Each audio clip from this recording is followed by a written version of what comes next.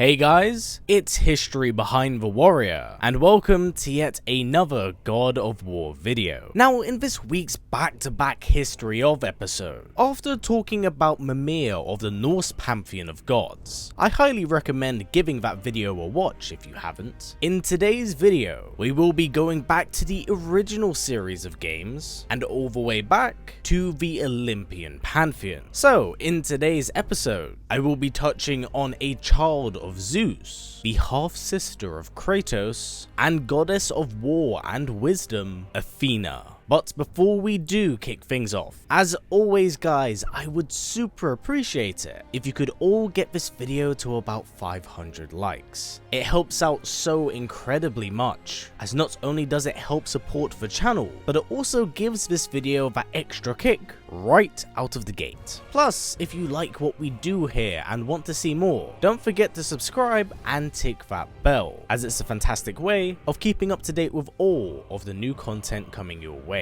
So without any further ado, let's begin, shall we? Now, Athena is one of the many children of the sky father Zeus. Being born from the second generation of Titans, Metis, Athena was born into greatness. But unfortunately, the early years of Athena are left relatively unknown, as we don't know whether or not she participated in Zeus's siege against the Titans. However, upon their defeat and the creation of Olympus, Athena would take her place amongst the Olympian gods, being one of the wisest that sat amongst their table. She easily gained the respect of her peers with her knowledge and tactical mind. But that's not to say that everyone liked her. Athena's biggest enemy was no Titan, but her brash warmongering half-brother, Ares. Being a god of war himself, the two would actually be paired with each other by Zeus. But unlike Ares, Athena did not seek out acknowledgement by any. Instead, she would simply earn this through her own deeds. Ares, on the other hand, was the complete opposite. Egotistical and naturally bitter, the god always attempted to compete against her half-sister for the favor of Zeus, something he was already on the losing side of due to his spiteful nature. And this rift between the two would only widen over the course of time, as we will very quickly see. Now, whilst the Titans were defeated, the battle was far from over. You see, after their defeat, a sort of dark energy was released into the world, known as the madness of the Titans. This poison would travel far throughout the lands of Greece, decaying all that it touched. Thus,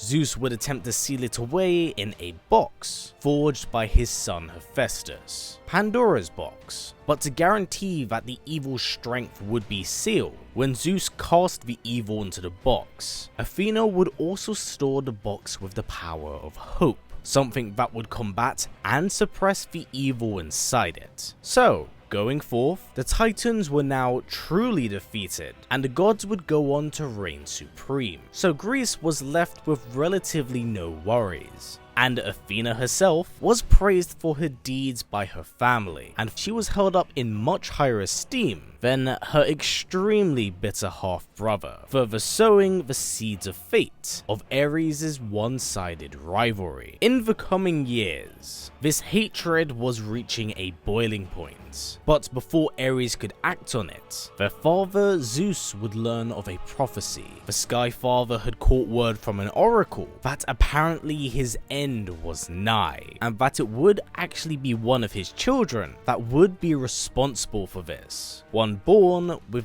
very distinct markings. Now, upon learning this, he would immediately set out to track down who this child of fate was. How could he prevent such a prophecy from coming to fruition? So, he would send out his gods of war, Athena and Ares, to track down who this person was. After a long siege across Greece, the pair were able to track down this marked child, Deimos. But as they kidnapped him, they would be attacked by his brother, Kratos, who was quickly swatted aside by Ares. But before he could be killed by the god of war, he is stopped by Athena, telling him that they have what they need, before apologizing to Kratos for what they must do. With the prophecy now broken, the gods go on to enjoy their rule of the mortal plane, drinking, dining, and sleeping with anyone that they so happen to choose. Athena herself would go on to oversee the city of Athens, governing its people and educating them with her wisdom. But as this peace went on, the world of Ares began to stir. Having grown tired of not only Athena, but also his father Zeus, the god of war began to plot against his brothers and sisters, trying to seek out and even sire the marked child of prophecy. But unfortunately, he found no success. So Ares would look far and wide for someone that embodied that bloodlust he was looking for, and this is where he once again crosses paths with the Spartan, Kratos. Kratos would become Ares' champion for an undisclosed amount of time, but upon being tricked by him into killing his family, his oath to the god would be broken and the two would part ways. And this was the breaking point for Ares. Having grown tired of being cast in Athena's shadow, he would break the laws of the gods and lay siege to Greece, waging a war on Athens. He wanted to tear the city down before he set his gaze on Olympus itself. Now, as this went underway, the gods had finally come to the conclusion that Ares had finally gone too far, and they wanted to swiftly dispatch of him, but to not drench their hands in the blood of one of their own. Athena had a champion in mind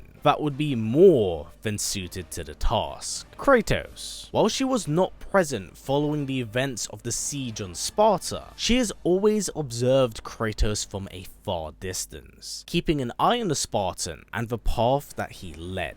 It seems like from their first interaction, Athena was one of the very few to know of Kratos' true heritage, that he was in fact her half-brother, a child of Zeus. She always felt compassion and sympathy for the Spartan, and while she never interfered with his life, she always wished the best from him. Now, knowing of his searing hatred towards Ares, she would see him as the perfect candidate to defeat Ares and redeem himself for his past sins. But Athena knew that he couldn't do this with his own strength and willpower, so she would advise him to unlock Pandora's box and absorb the contents of it, believing that Kratos' despair could serve as a host for the madness of the Titans on his quest. But something far different went underway. Whilst, yes, Kratos was successful in opening up the box and killing Ares, the power that he had absorbed was not in fact the power of the Titans, but the power of hope cast into Pandora's box. With hope now gone, the madness of the Titans was unleashed, and unprepared, this poison would seep into the grounds of Olympus and corrupt all of its beings. No one was safe, not even Athena. However, unlike her brothers and sisters, Athena's corruption would not go underway so quickly. Instead, it would bubble beneath the surface until much later. At the end of the first installment, as Kratos attempts to commit suicide, it is Athena who saves him from himself, telling him that there is a much grander fate for him moving forward.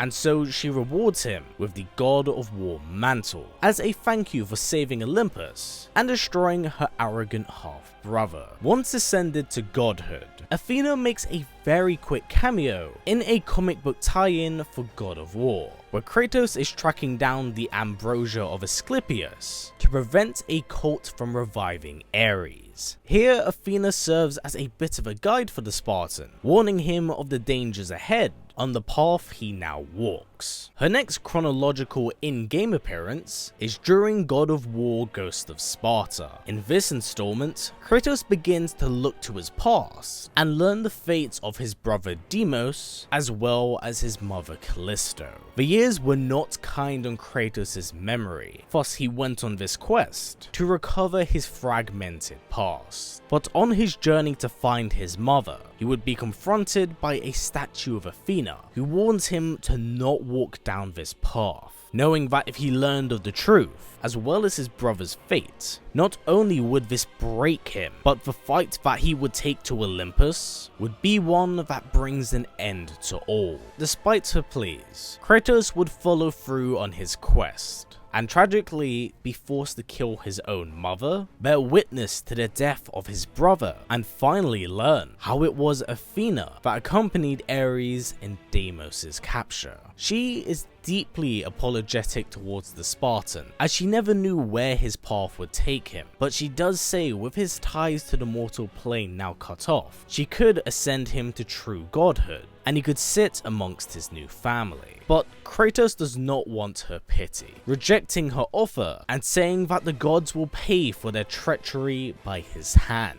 And so begins Kratos' true battle against Olympus. In the second installment, we truly see Kratos on the warpath against not only Olympus, but Greece as a whole, waging war and chaos throughout the lands. It starts to spiral so badly out of control that not even Athena can stop him. While she has a great deal of leverage over Olympus, Kratos is pushing things way too far, to a point that not even she can protect him. Much like Ares, Kratos is blinded by his selfish ambitions, and thus follows through on his attack on Rhodes. During this war, the Spartan is fooled by the Sky Father Zeus into fighting a Colossus with the blade of Olympus. Having sacrificed a portion of his godhood to even wield the blade, Kratos would be struck down by Zeus, and his army would be eviscerated, and Kratos is dead.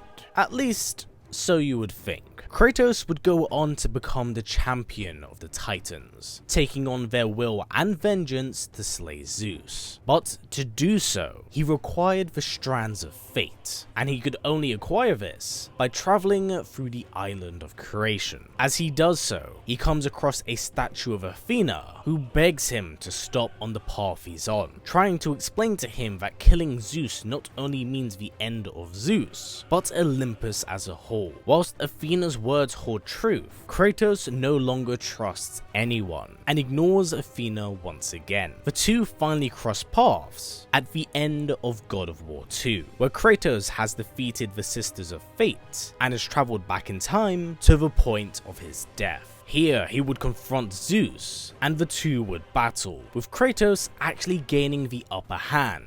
But before he could kill him, he would be stopped by Athena, who attempts to fight him off and turn the battle into a stalemate. But as this is done, the arrogant Zeus callously toys with Kratos, and this causes him to lash out. But instead of hitting Zeus, Kratos unfortunately drives the blade of Olympus into the heart of Athena, having just saved her father. As Zeus coldly disappears, Kratos holds on to Athena and questions why she would go to such extents to protect her father. How could she protect someone so evil? And it's here where she finally reveals the truth. In her last dying breaths, Athena reveals to him not only the marked child prophecy, but that he is a child of Zeus much like her. The family has had a long cycle of sons killing their fathers, and Athena had hoped that maybe she might be the one to stop this. But in the end, she could not fulfill her dream, and so she does die in Kratos' arms, wishing for her brother to not succumb to the vengeance that has consumed his life. But sadly, too much has been lost, too much has been done, and the final war between the gods and the Titans would begin. Now, as this war rages on, we get a huge change in Athena's character. It seems that in death, not only did Athena somehow survive, but she's now taken on an astral form. Along with this, her goals and character is now twisted beyond what it once was. Her desire for peace and prosperity are now replaced with a desire for power and greed. As I touched on it earlier, Athena, unlike the other gods, was not tainted by the madness of the Titans, but in death, It seems like the corruption had finally taken its toll, twisting the most empathetic and kind of gods into a power-hungry opportunist. Even Kratos himself acknowledges this change in the third installment. After being betrayed by Gaia and being cast into hell,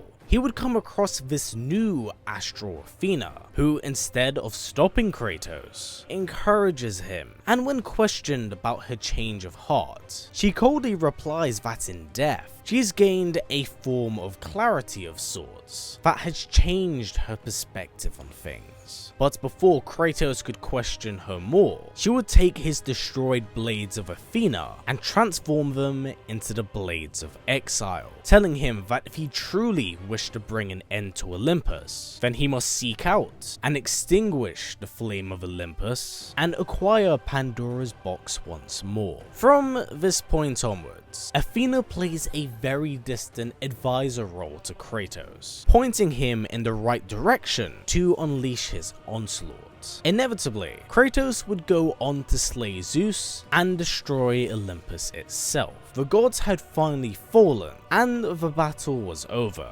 somewhat. It's here where we learn the new sinister nature of Athena. The goddess had been guiding Kratos' wrath so that she herself could become the new god and idol of Greece. To Kratos, this seemed like a mad idea, as the death of the gods had destroyed the land. But it's here where she makes the huge revelation to Kratos about Pandora's box. The power of hope she instilled in the box was still a part of Kratos, and thus she wanted her final piece of the puzzle back. By doing so, she could usher in a new world, where she herself is its overseer. But defiant to the very end, and tired of being used as a puppet, Kratos would drive the blade of Olympus deep into his chest and release the power of hope into the world, denying Athena's claim to victory and her ascension to elder god. Athena expresses her disappointment in the Spartan before she tears out his blade, leaving him to die. Now, what follows is a rather strange tie-in comic, where she does make a brief cameo. This 4-part comic book series is known as God of War Fallen God. Athena makes her very brief appearance in its final issue, where after Kratos has escaped Greece and been stranded in the land of the pharaohs, he is knocked unconscious, and whilst out, he would receive visions with the Egyptian god of wisdom Thoth and Athena. The pair would vaguely tell him to stop ignoring his fate, as his future does not lie in these lands. What's interesting about this very brief cameo is that Athena's artwork depicts her in her human god form, opposed to the astral one we see in God of War 3, possibly indicating that there might still be some good in the goddess. But we do not see that in the following installment.